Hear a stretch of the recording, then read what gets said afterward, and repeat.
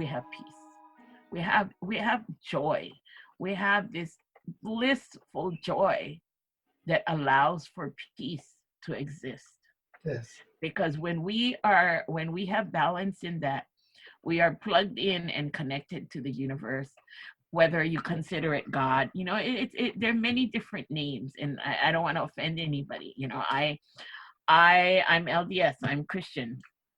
um but I also, I might have an advantage because I actually see Christ and I talk to him and stuff. But everybody has their own belief system, but that is just as important to me as it is for me to be able to call the wind when I need it, to stop the rain when I need it to stop raining, to call the sun so that the Hawaiian bark cloth I made turns white. um it's Sure. it's so multifaceted. Sure. But there is hope. There is more hope than there has ever been on this planet at this point in life. No matter what it looks like in the world around us, there is truly, on a vibrational level, there is more hope for the future and for our well-being. But everyone has to assume their responsibility. That's where the ego and the individual come. Because the thing is that we're not working toward and for ourselves. We are working for the community. That's it. Beautiful. Thank you so much, and I just want to send love to you, and what a precious time this has been. It I'm really going to, has. Thank you. yeah, no, just very, very special. I'm going to, just to let you know, this will be not on what we edit. I'm going to edit this. I'm going to put together all the choice bits, and you tell me what you think. We'll just do a very rough edit, and then I'll send it to, and you can send it to whoever as well. And we'll and what I want to do in the future, my love, is also to bring in people from Manitoba. There are other native. Oh, that would be fabulous to have like a panel. Yeah. Yeah, because we were going to bring, there was a load of drummers we were going to bring over the sacred drum from Manitoba, and we'd already agreed it with, I'm trying to remember the elder's name. Anyway, it'll come to me.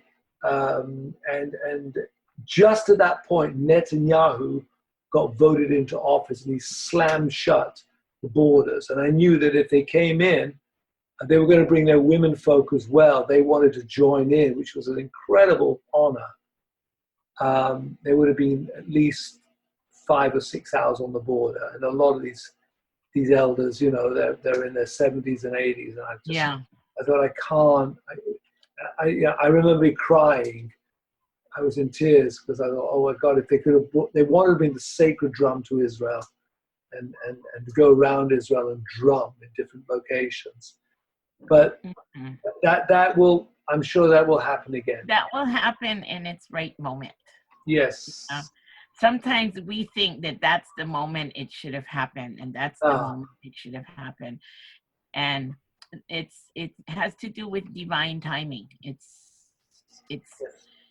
only going to happen when it's going to happen. And if it doesn't happen, it wasn't supposed to happen. However, all the other events that took place that led up to it, or that kind of dispelled it or prevented it from happening, all of those had purposes for them. And sometimes we don't see it immediately. We see it with time. But that's why we gotta always come back to the now. That at any given moment, the universe is in a state of perfection for our growth and for who we are and where we're headed and where we came from. Yes. Beautiful. Thank you so much. I so appreciate it. Thank you, David. This is going to uplift my spirit. I'll be on a high for the rest of the week. You're a wonderful soul, and you brought such joy to me. And my partner particularly, she just lost her mother. And the mother's very well, lost the mother. Her mother died. She had a heart attack, and she found in a bat, with blood on her mouth and everything. And she was very disturbed by it, but we're very close to her spirit, and I love her. And I never met her. I spoke with her on the phone, but she comes now in spirit, and And it's incredible. Isn't it Absolutely. wonderful? See, and the Oh, more we cultivate these relationships, oh, the fuller our lives are, yes, that's right. you That's know. And it reminds us that we are part of the one, that we're not just this individual. And it really, for me, it's like I rarely feel lonely ever. yes. I'm always accompanied, and maybe not by human people, but does it really matter? No, exactly, exactly. We've got in our apartment here. We have three beautiful extraterrestrials who keep turning up. Um, I, I, I, the first time I saw them, it was in the office, and I was just Hmm. writing. It was about 2 in the morning, and this an enormous being started to appear, and I just went, guys, listen, it's 2 in the morning. I Oh, can't so what did handle they it. look like? What did they look like? Okay, huge. They're from Sirius. They were huge. They're like 8 foot, at least Mm. 8 foot. I Were mean, they the sparkling ones? sparkly, Yeah. with a largish head, but a huge backbone. And as soon as I said, sorry guys, I can't handle this. It's 2 in the morning, and I'm in a human body, and I forgot about those other times. So can you give me a break? And they just, because I really couldn't handle it. It was like, oh my God, this is incredible. But they keep turning up, and it's now we're used to it, and it's just I think they're doing a lot of temperature checks. yes, you're right, Um, and that's why I said, because it's not their time yet. right. Um, things are going to change at a rate that we never thought they would have once they're in helping us. But Yeah. humanity kind of, this part we got to do on our own. You know what I mean? We got to be the ones who do that. But um, I Right. I always feel that they, I feel comforted by their presence. And Yes. It's so wonderful, isn't it? Tell me something. I wanted to ask you something. I was dying to ask you. Did you have an experience when you were younger that you came into this body, or were you born? And that's what I wanted to. Because for me, I came into this when I was 15. I had a swap. well, I kind of think I'm a walk-in, and yet I have memories. I have memories of less than 1 year old and in my toddling years. Right. But that's one of my things. One of my gifts is that I have a really, really good memory. Yes. Um, but there is definitely, I definitely know that I'm not from here. So, lately my dilemma has been, it's like, okay, so I have my star children out there, and I know I'm going back home there. So then what happens with my human kids here?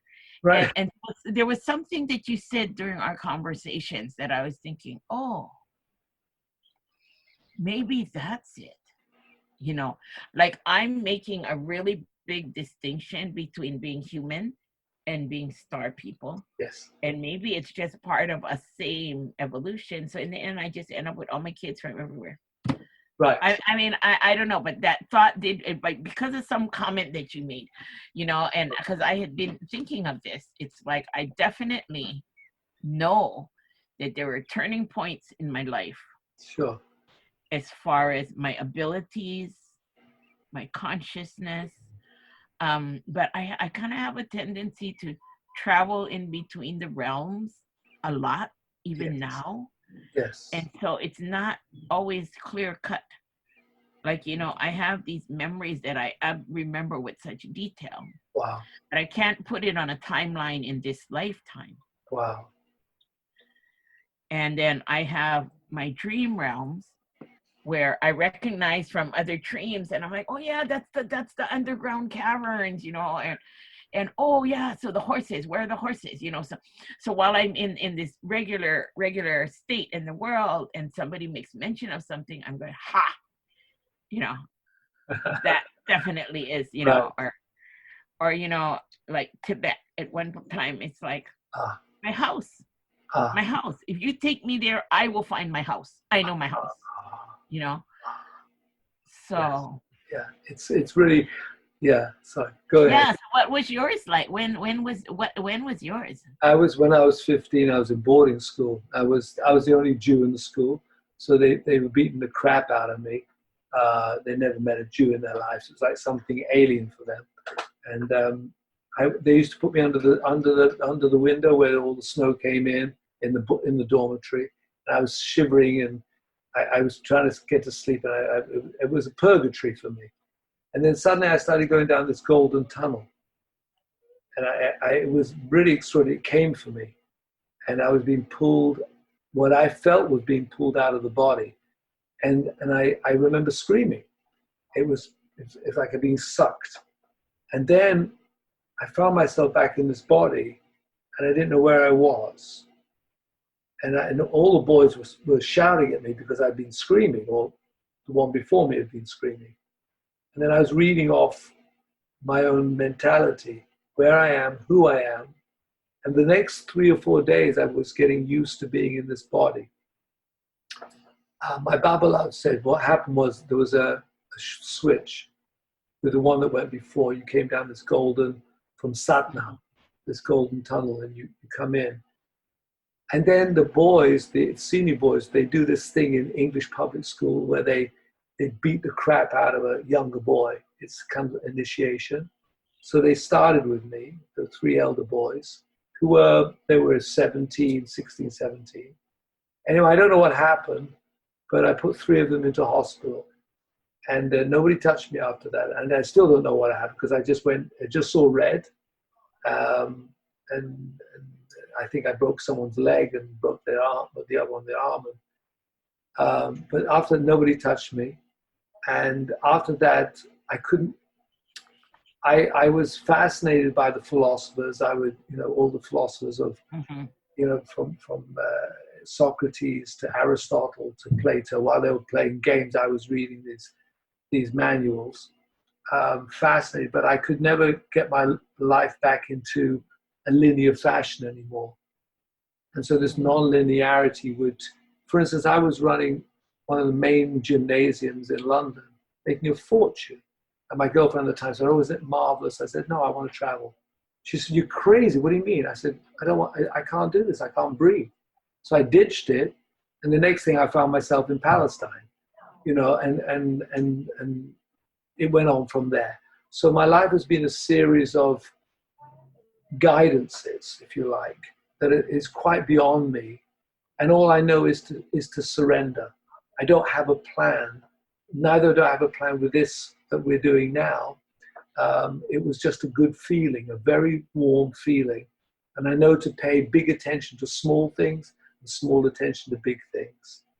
And that's how my path shows itself. Yeah. Well, now that I'm thinking,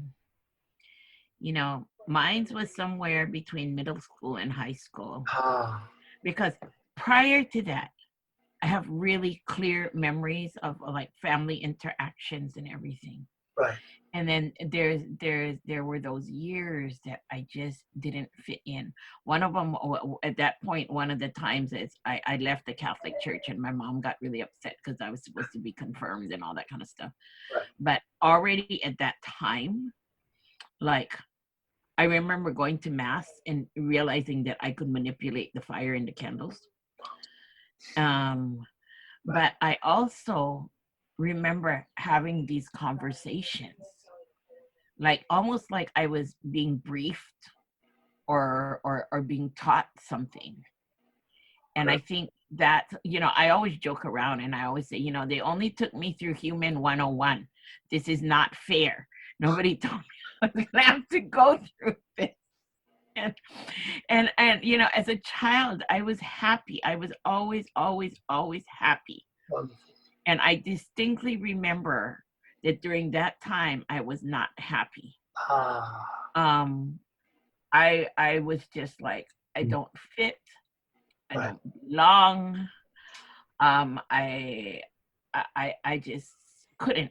School was like, why are they doing this to me, kind of Yeah, thing. yeah, yeah, yeah. But then I was given like a really, really good memory, so I breezed my way through school. It was just like that was just. But there was always the inner world interaction. Like, you know, my brother had this friend, his name was Kuni.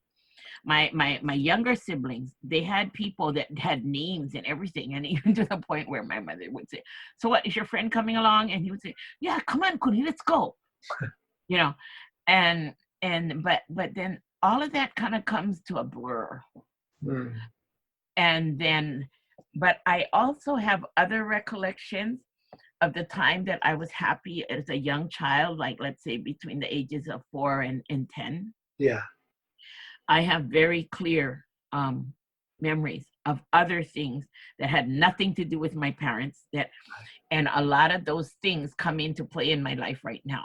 Yes. Like I live in the place that I live because I anchor a place called Kukani Loco, which is a huge portal. Okay. And I was taken by these people in light blue robes that kind of looked like you. They had the Jesus look, and they had really long fingers. And so somebody's going, "What kind of shoes?" I said, "I couldn't see their feet because the robes covered their feet." And they would take me to that place and they would teach me. And they would take me by the hand when it was time to go and say, "Let's go." And I would hold their hand and reach up to hold their hand, and we would walk out. And when I came home to Hawaii with my own children, that is the first thing that I did. I took my children into Kukani Loco and I did the exact same thing. Amazing. And I don't know where that comes from. So, you know, my friend was like, "Okay, so who took you in there? Was it your mother?" I go, "My mother doesn't even know that place exists." You know, and they're going, so these people in the blue robes. I said, "No, they used to always come and, you know, and they would take me. But I used to lie in bed and look up at the sky and talk to them." Yeah. And hear them, and they would tell me stuff, and they would always be telling me jokes or something because I would always laugh, you know. And in a lot of ways, that's kind of what kept me going. Yes. Through the I mean, it was like total shock, this world. God, I yeah. mean, I even think about it, and you know, it's I didn't know how mean people could be. Yeah. Um, Mm. and I didn't understand it. Mm. And in the living situation I was, there wasn't room for any of that kind of articulation, and I probably couldn't have, Right. you know. But seeing how mean people were Oh. was just horrible. Mm. And that's why when I did go on that ship and I traveled, that opened a world for me that was like, ah. And when I went to Europe and I went to those sacred sites that charge with energy, when, you know, on my bucket list was Stonehenge and Fatima and all these places. Right. And then, you know, the Arabic world was like, that was like my comfort. It was like so familiar to me. And Yes. when I told you before, when I got to Israel, I couldn't stop crying as I landed in Tel Aviv. Mm. And it's like, I'm home. Wow. Wow. Wow. But you know, and so I don't know if those are past life things. But I've never tried to find out, because for me it wasn't important for me to know. It's like when, you know, when I have my star encounters and everybody's like, "Well, did you ask them this and did you ask it?" I said, "No." No. I didn't even think of that. Why would I ask them that? I'm of no interest of knowing the answers to those things. I was just interacting with them how I interact with them. So blessed. You know? And then once my friend, he has this thing about Starship, and he said he wanted to go. So I asked him, I said, my friend wants to go. And they told me, "Well, you tell him if he comes, we're not bringing him back." And when his wife heard that, she goes, "Well, you know what, Russ, you cannot go until I pass." That's just the bottom line, because I do not want to go, and I'm not willing to lose you to them. So she looks at me and she tells me, "You don't listen to him. You just tell them no. That's tell it. them no, that I will say when it's time." And so I relayed the message, and they said, "Yeah, you know, that's the only stipulation that we have. We're happy to take him." Wow.